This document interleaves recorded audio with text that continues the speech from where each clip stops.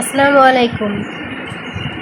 এখন আপনাদের সামনে নিয়ে আসছি কবুতরকে আমি কী দিয়ে পানি দিই সেটাই আর কি আপনাদের সামনে নিয়ে আসছি। তো এখানে দেখতে পাচ্ছেন বালতির ভিতরে পানি, তো এইখানে 1 লিটারের বেশি পানি আছে, প্রায় 1.5 লিটার মতন হবে পানি আছে। তো এখন এই পানিটা আমি কবুতরকে দিব। আর আমার সামনে দেখতে পাচ্ছেন উড স্যালাইন, তো আমি কবুতরকে এখন উড স্যালাইন দিব। এর আগের ভিডিওতে আপনাদেরকে দেখাইছি দিচ্ছিলাম, আমি কবুতরকে খাবার দিচ্ছিলাম, খাবারে কী কী ছিল সেগুলো আর কি দিচ্ছিলাম, আমার কবুতরকে যেগুলো আর কি দেই সেগুলোই এখন দেখাচ্ছি যে আমি কবুতরকে স্যালাইন দিব। তো এগুলো হচ্ছে 1 নাম্বার স্যালাইন। সবসময় স্যালাইন দেখা কিনবেন, কারণ এখন 2 নাম্বার জিনিস বের হয়েছে, স্যালাইনও 2 নাম্বার হয়ে গেছে। এখন স্যালাইন আপনি 1 নাম্বার বুঝবেন কেমন করে, এসএসসি উড স্যালাইন এটা যেটা পাবেন, এটা এসএসসি যেটার মধ্যে লেখা আছে, বা আপনারা দেখতে পাচ্ছেন আমার স্যালাইনের এই কাগজটা, আর আমি আপনাদেরকে নামও দেখিয়ে দিছি পুরো নামটা। এখন এই স্যালাইনটা আপনারা নিয়ে খাওয়াবেন কবুতরকে, তাহলে কবুতর সুস্থ থাকবে এবং তাদের পায়খানাটাও ঠিক থাকবে।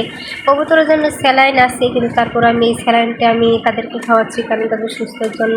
আজ 2-1 দিন হলো বাহিরে অনেক গরম, কিছুদিন বৃষ্টি হওয়ার, অনেক গরম হওয়ার পর বৃষ্টি হয়েছিল, হওয়ার পরে এখন আবার গরম হয়েছে। তো আমি এখন তাদেরকে স্যালাইন দিয়ে পানি দিব, কারণ এগুলো কবুতর গরম সহ্য করতে পারে না, আর একটু গরম পাইলে কবুতর কেমন হ্যাঁ হ্যাঁ করে, আপনারা তো জানেনই কবুতর গরম পাইলে কেমন করে। এখন আমি এই স্যালাইনটা গুইলা ওদেরকে আমি সবগুলো কবুতরকে আমি একে একে দিব। তো আপনি দেখতে পাচ্ছেন আমি পুরো স্যালাইনটা আমাদের ঢেলে দিলাম। এখন এই পানিটা আমি ভালোভাবে মিক্স করবো আগে, কারণ ভালোভাবে মিক্স করে তারপর ওদেরকে দিতে হবে।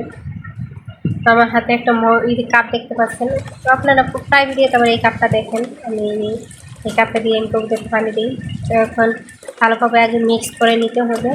আর একটা কথা হচ্ছে কি, কবুতরের যদি পায়খানা ঠিক থাকে বা কবুতরের খাবার দিক দিয়ে যদি পারফেক্ট থাকে, বা কবুতর যদি খাবার পানি সুন্দরভাবে খায়, তাহলেই দেখবেন কবুতর সুস্থ, তার ভিতরে কোনো অসুখ বিসুখ নেই। তো আমার কবুতরগুলো মাশাআল্লাহ পায়খানাও পায়খানার দিক দিয়েও ঠিক আছে, খাবারও ঠিক মতো খায়, পানিও খায়, এদিকে আমার কোনো টেনশন নাই। কিন্তু এখন কবুতরকে সুস্থ রাখার জন্য আমাদের যে কাজটা করতে হবে, কারণ যাতে কবুতর অসুস্থ না হয়, সুস্থ না থাকে, একই সময় এক আবহাওয়া পরিবর্তন হয়ে যায়, এদিকটা আমাদেরকে খেয়াল রাখতে হবে।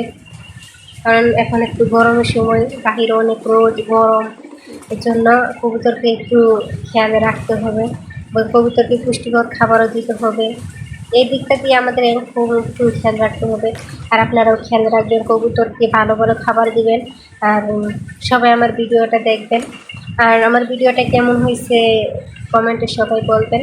আর আমার ভিডিওটা দেখে সবাই সাবস্ক্রাইব এবং লাইক কমেন্ট শেয়ার করে দেবেন।